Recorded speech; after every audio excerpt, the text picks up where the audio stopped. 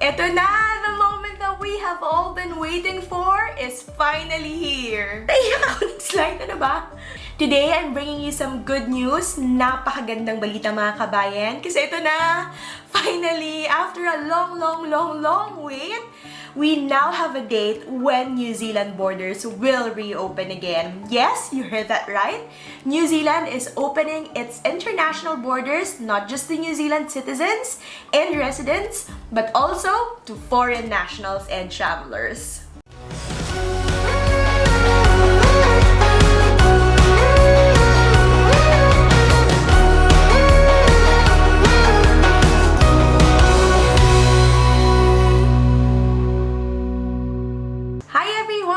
Mga kabayan ko, kamusta po kayo? I'm your Pinay girl here in New Zealand, Anne, aka Girl Chasing Sunshine.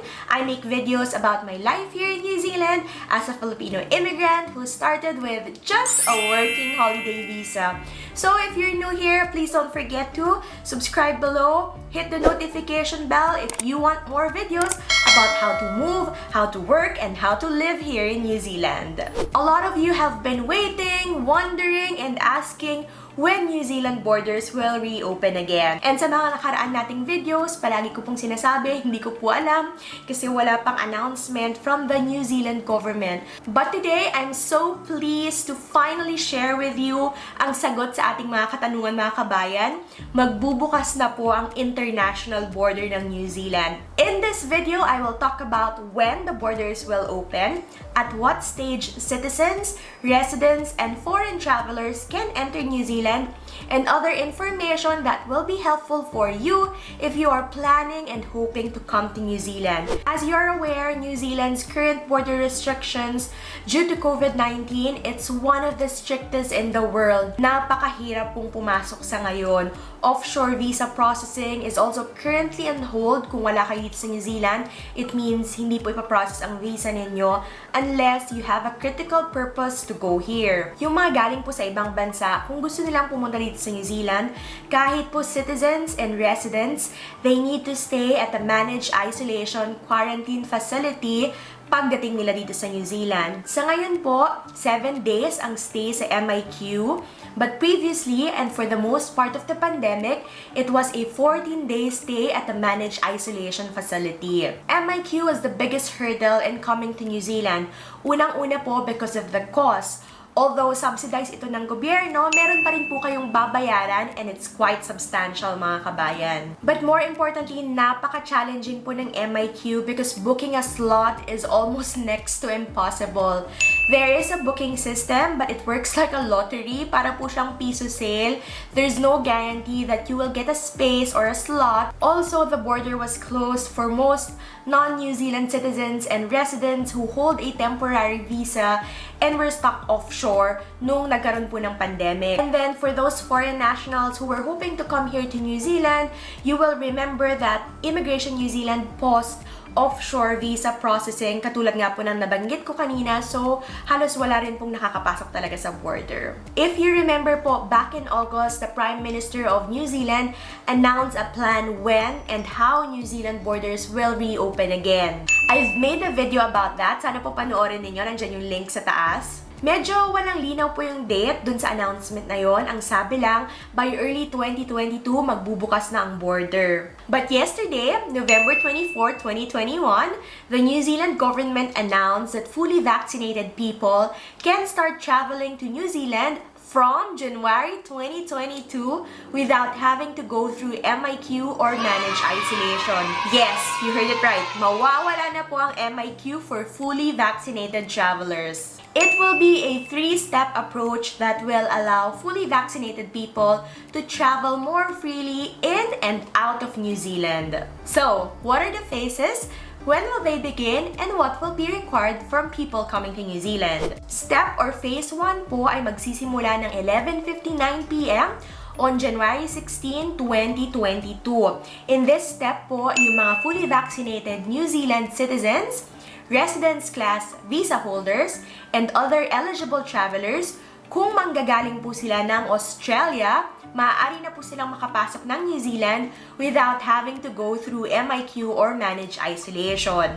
Dapat po, hindi sila nagstay or pumunta sa ibang country aside from Australia and New Zealand for the past 14 days. Step 2 or Phase 2 ay magsisimula naman po from 11:59 p.m. on February 13, 2022. Di ba po yung Step 1 para lang sa mga manggagaling sa Australia? Ito naman pong Step 2, this will be for fully vaccinated New Zealand citizens, residence class visa holders, and other eligible travelers coming from any other country. Finally, Step 3 or Phase 3, ito po yung inaabangan nating lahat kasi this is for all nationalities kahit anong visa ang hawak mo. From April 30, 2022 onwards, all fully vaccinated individuals and foreign nationals can travel to New Zealand without going through MIQ. Kasama po dyan ang mga international students and ang mga turista kung naka-visitor visa po kayo. Meron po silang note dito na yung Step 3 daw will be done in a stage process by visa category. So, hintayin na lang po natin yung buong detalye kapag na-announce na. Explain ko lang po yung eligible traveler kasi po for sure marami pong magtatanong tungkol dito. Ang ibig pong sabihin ng other eligible traveler sa Step 1 at sa Step 2, kung kayo po ay pwedeng makapasok ng New Zealand at the current border settings.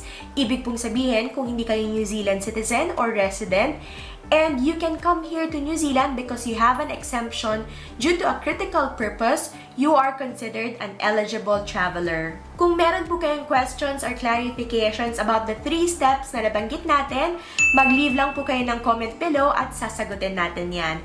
Also, if you are finding this video helpful, help me grow this channel please by liking this video and leaving a comment. Salamat po! Syempre po, para po makapunta kayo dito sa New Zealand, you will need more than a passport and a plane ticket. First, you should have a valid visa to enter New Zealand, whatever visa that may be. Ngayon po ang issue, wala pang announcement si Immigration New Zealand kung kailan magre-resume ang offshore visa processing. Pero I think mag-a-announce po sila soon and magre-resume ito soon, lalo na kung meron silang plano to open the borders to foreign nationals starting April next year. For sure, meron po ulit tong kasunod na announcement, so sabay-sabay po nating abangan ang susunod na kabanata mga kabayan. To make sure you are updated as soon as na may announcement ang Immigration New Zealand, make sure you are subscribed to this channel, click subscribe below, and click the notification bell. Pwede nyo rin po akong i-follow sa TikTok at Pinay in New Zealand, at saka sa Facebook and Instagram at Girl Chasing Sunshine. Lagi po ako nag-update dyan. And alam naman po natin na because of COVID-19 and the Delta variant, travel will never be the same again. Other requirements to enter New Zealand under this new system will include po, number 1, a negative pre-departure COVID-19 test, proof of full vaccination status. Kung hindi pa po kayo fully vaccinated and gusto nyong gumala or mag-work din dito at mag-migrate dito sa New Zealand, magpa-vaccine na po kayo. Next requirement po, a declaration confirming that you have not been to any high-risk countries.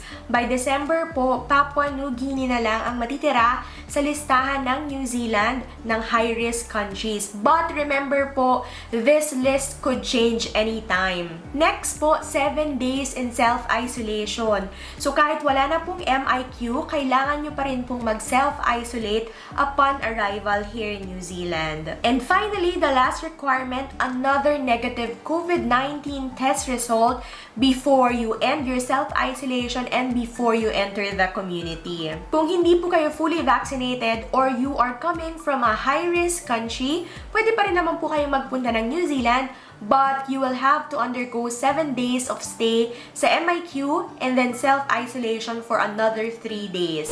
Ayan na mga kabayan, save the date, April 30, 2022, para sa ating lahat, saan man kayo sa mundo, as long as hindi yan high-risk country ha, and as long as fully vaccinated kayo, maaari na kayong pumunta dito sa New Zealand without having to go through MIQ.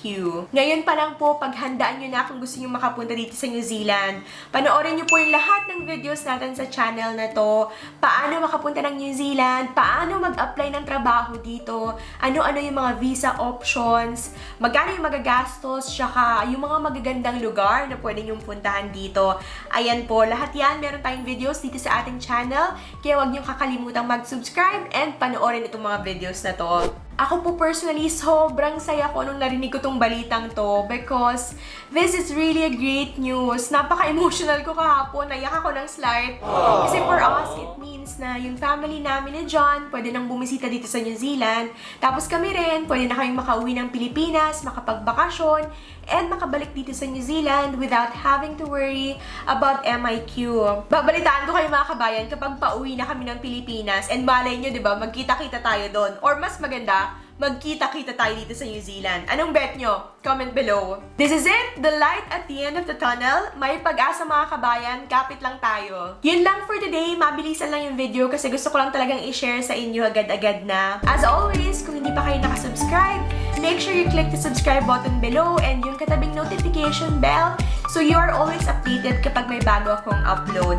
Also, please don't forget to like this video, leave a comment below, and share it to your friends and family. Thank you for watching and see you in our next video.